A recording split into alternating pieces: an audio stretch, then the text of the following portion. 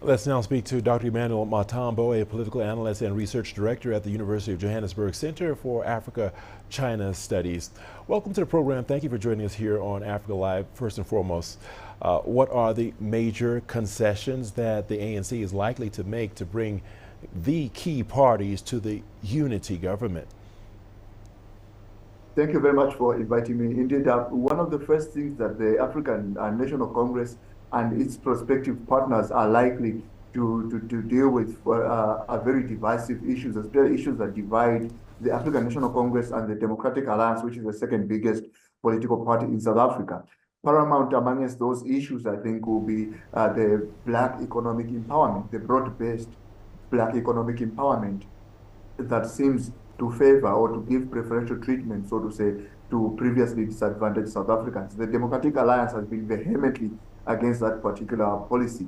Secondly, is an issue that emerged this year in 2024, which is the National Health Insurance, the NHI, which is about giving universal health care to South Africans. The DA has been against that particular issue as well, but the ANC has pushed it because it is a populist issue that favors a lot of South Africans who cannot afford private and superior healthcare as well. So once they deal with those particular issues, then maybe they can now come up with the frameworks of dealing with issues such as corruption, the rule of law, and that those issues should not always be populist according to what the DA says.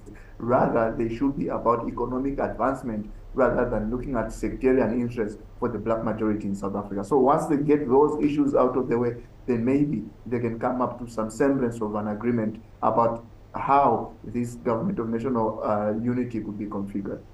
All right, Dr. Emmanuel Matambo, you touched on it in your initial answer.